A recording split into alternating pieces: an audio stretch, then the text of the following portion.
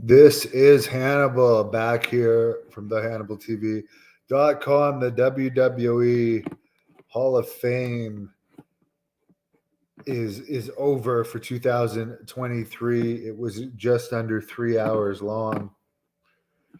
And it's the first Hall of Fame. Okay, keep in mind it was just under 3 hours long to induct five people. Five people in 3 hours. Why they had to make it 3 hours, I don't know, but why do wrestling shows have to be so long?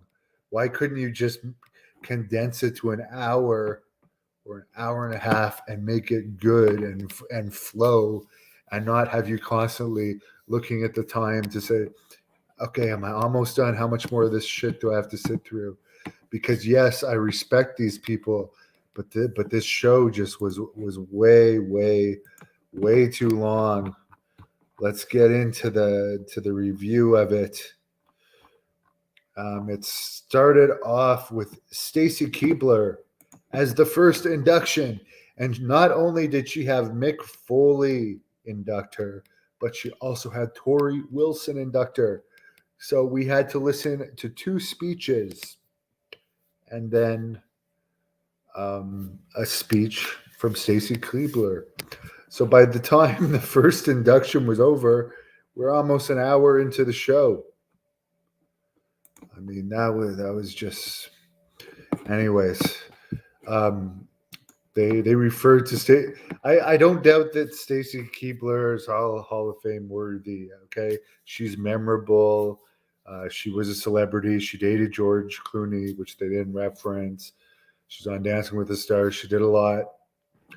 She was the best as Miss Hancock in WCW, but they're like referring to her as some type of wrestling icon, like she was known for her wrestling. I looked it up. She had 64 matches, so it's like she was more known as a manager and a Nitro girl and stuff. Anyways, good for her. Then again, it was Andy Kaufman's induction. Not only did they have Jerry Lawler do an induction from a video, but then they had Jimmy Hart come out. So again, two speakers. Then they had Andy Kaufman's family come out and talk, which they at least didn't talk very long. Okay, maybe it may have been 5 minutes, where Keebler's was quite long. Jerry Lawler's voice sounded different, and he didn't seem very healthy. Jimmy Hart, I will say he was at least entertaining. Mick Foley's was fucking boring, and so was Tori Wilson's introduction, where Jimmy Hart actually did a pretty entertaining introduction of Andy Kaufman, talking about warning him, like, if the waiters or cooks want autographs, even if you're a heel, maybe you better sign them because they're actually serving the food. Because, you never know what they're going to do to the food. So that was kind of a funny story. The funny thing is, one thing I'll say is Dominic Mysterio and Rhea Ripley kept kayfabe during this, which is good. Dominic's dad is teaching them well. Sami Zayn, okay, SmackDown just ends, and he's in the Hall of Fame talking about the Bloodline storyline. So we just finished watching SmackDown in the same feed on the same channel. He's talking about the Bloodline storyline. So he's not even keeping kayfabe. Like, how are we supposed to suspend our disbelief? I'm sorry. I don't think this is good. Okay, when people break kayfabe like this, it disgusts me. Ric Flair inducted the Great Muta. Ric Flair did not give a great speech, and he looked like he was having mobility problems walking around. Oh, by the way, Stacy Keibler almost tripped on her dress, but caught herself.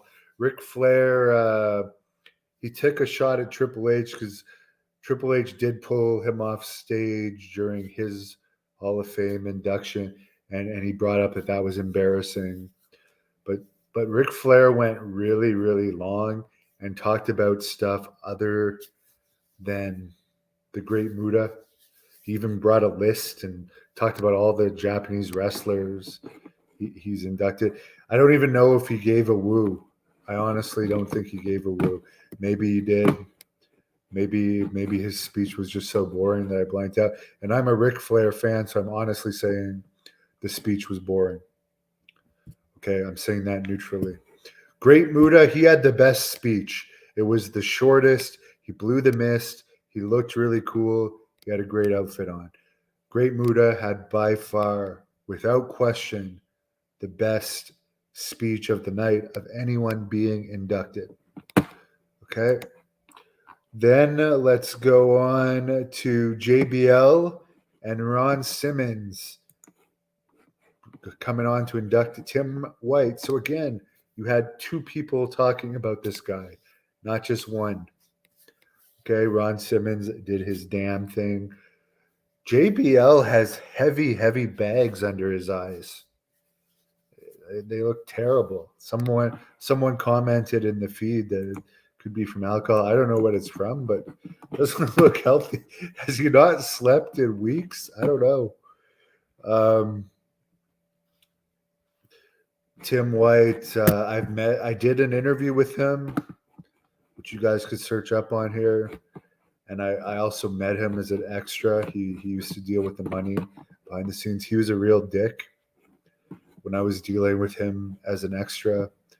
When I met him 15 years later, he seemed happy that I wanted to interview him.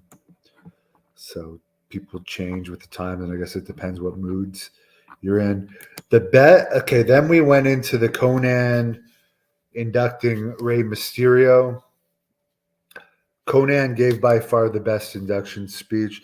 It wasn't short, but it was very enthusiastic. It was interesting. And he went through the whole career of Rey Mysterio.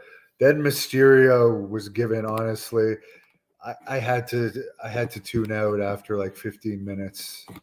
I was just bored out of my fucking mind. It ended with that. I actually had to take a call. It was a fairly important call. I still watched it, but I mean, I'm sorry. He went through his entire career step by step, and it seemed to be about half an hour long. They had Dominic and Rhea leave during his speech. So again, they kept kayfabe for one angle, but for another angle, they broke kayfabe. So there's no consistency there. So the Hall of Fame, I was actually looking forward to this when I thought it was going to be like 2 hours max. It was way too long. By the way, no legacy wing this year. 5 people inducted, 3 hours, way too long. Because it was 3 fucking hours long, I'll seriously give it a 2 out of 10. It was so fucking boring. But the Great Muda induction speech and the Conan introduction, they're worth watching individually on YouTube. Yeah, Flair is a mess. The Muda speech, like, honestly, I'm a Ric Flair fan. That was someone commented on it. It was underwhelming. It was underwhelming for sure. Someone says he sees Ray giving Conan his WrestleMania moment. I could see that happening too. Conan came out to not much of a reaction, but keep in mind this crowd had sat through SmackDown too. It happened after SmackDown. So the crowd was pretty dead when Conan came out. But he got them into it, and he had a great speech. By the way, I've interviewed Conan. Search it up here on the Hannibal TV. Long night for me. I'll be back for NXT Stand and Deliver tomorrow at 1 p.m. for The Rock's daughter's debut, and Rick Steiner's son is wrestling somebody that I don't know, but I do like him. And then I'll be there for WrestleMania Night 1, where we'll see John Cena against Austin Theory. Thanks for the fans that stuck it out with me for those watch-alogs.